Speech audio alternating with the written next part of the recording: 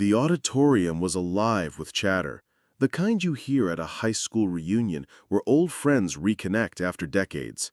Balloons in our school colors, blue and gold, floated above tables, and a slideshow of yearbook photos played on a big screen. It was Westfield High's 40th reunion, and I was there to celebrate with classmates I hadn't seen since 1985. At 58, I stood at the podium, ready to give a speech as the former class president, my voice steady through the microphone. But then, my brother-in-law, Richard Hayes, stood up from the front row. "James, you've been living off our family's generosity for years," he announced, his voice cutting through the room like a cold wind. "It's time you stood on your own. We're done carrying you." The room, filled with 150 classmates, their spouses, and a few former teachers, went silent. My name is James Carter, and for years I'd been the backbone of my sister Linda's family, helping them through tough times. Now, in front of my old friends, Richard had branded me a freeloader. But he didn't know I'd been holding on to a truth that would unravel his carefully built image. Tonight, I wasn't just humiliated, I was ready to set things right. Linda, my sister, sat beside Richard, her face draining of color. Her hands clutched her purse, knuckles white. Their daughter, Emily, 25, stood nearby, holding her toddler, Lucas, who squirmed as the tension thickened. Whispers rippled through the crowd, and phones came out ready to capture the drama. Tomorrow, this would be all over social media. Man publicly disowned by family at reunion. But they didn't know the whole story. I should have been crushed. I should have walked out, head down. Instead, I smiled. A genuine smile, the kind my late wife Susan used to say could light up a room. Richard had just given me the perfect opening. I stepped closer to the microphone, waving off the event organizer's attempt to move things along. "Since we're sharing family matters, let me tell you something about generosity." The room hushed. I pulled a manila envelope from my jacket, the one I'd carried for weeks, waiting for this moment. "Richard's right," I began, meeting his gaze. "I've given a lot to their family, but not because I needed their help, because they needed mine." Richard's smirk faltered. He hadn't expected this. "Let's talk about Lucas," I continued, opening the envelope. "The grandson Richard and Linda love to show off. He's not Emily's son, or her husband's." Gasps echoed through the auditorium. Phones zoomed in, Emily's eyes widened, and Lucas fussed louder. I held up a stack of documents. "These are bank records, emails, and a property deed. Richard has been funneling money from Linda's inheritance to fund a secret life." Linda's head snapped toward Richard. "What?" she whispered.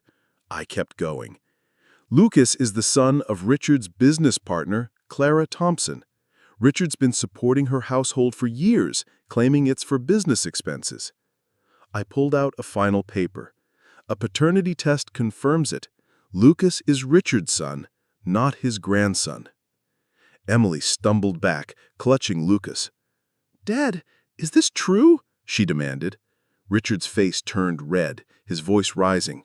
"This is nonsense, James. Stop this now." But the crowd was already flipping through the copies I'd handed out. "You've been lying to Linda. You used her money to fund a second family while calling me a burden."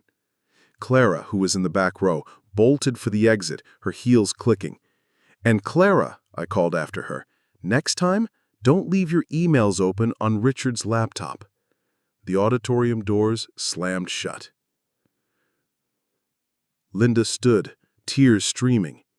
"Richard, how could you?" she asked, her voice breaking. Richard sank into his chair, speechless. The room buzzed with shock, classmates murmuring, some shaking their heads. A former teacher muttered, "I always knew Richard was too smooth." To understand how we got here, we need to go back. I was 22 when I was adopted into the Carter family after my parents died in a car accident. Linda, my adoptive sister, was my rock. She and I grew close despite our different upbringings. I worked hard, became a mechanic, and built a modest life with Susan. When Susan passed from illness 5 years ago, Linda and Richard stepped in, inviting me to family dinners, holidays, even helping with my mortgage when work slowed. I returned the favor, pouring my savings, $80,000 over 10 years, into their home renovations, Emily's college fund, and Richard's business ventures. But Richard always saw me as less. A blue-collar mechanic didn't fit his polished image as a real estate developer. When Emily married and had Lucas, Richard doted on the boy, calling him the future of the family. I noticed odd things, though. Richard was gone on business trips too often. He'd come back with gifts for Lucas that matched ones I saw at Clara's house during a repair job. Clara, his business partner, was always at family events, too close to Richard for my liking. 2 months ago, I overheard a call. Richard was in his study, whispering, "Clara, we can't tell Linda yet. James is moving out soon and it'll be easier." My stomach dropped. They were planning to cut me off, using my support as a stepping stone for Richard's other life. I started digging. I found emails on Richard's laptop left open during a family barbecue. They detailed payments to Clara's account labeled consulting fees. I tracked down a property deed for a house in Clara's name, paid with Linda's inheritance. The hardest part was the DNA test. I got Lucas's sample from a sippy cup left at a picnic, and Richard's from a coffee mug. A private lab confirmed Lucas was Richard's son, not his grandson. The morning of the reunion, I knew Richard was planning something. At breakfast, he said, "James, you've leaned on us long enough. Time to stand on your own." Linda looked uneasy but said nothing. I realized he'd used the reunion to paint me as a leech, justifying cutting me off. But I was ready. At the podium, documents in hand, I felt clarity. I handed copies to the crowd. Classmates, neighbors, colleagues. "These show Richard's double life," I said. He used Linda's money to fund Clara's home while claiming I was the burden. Faces turned from shock to disbelief.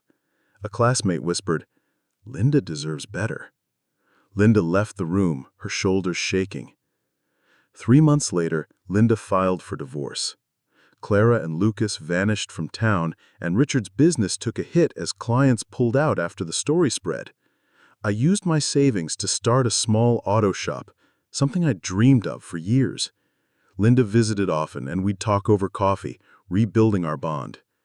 "You saved me," she said once. "I was too trusting." One evening, Richard showed up at my shop. His suit was wrinkled, his eyes tired. "James, I messed up. Not just with Clara, but with you. Can we start over?"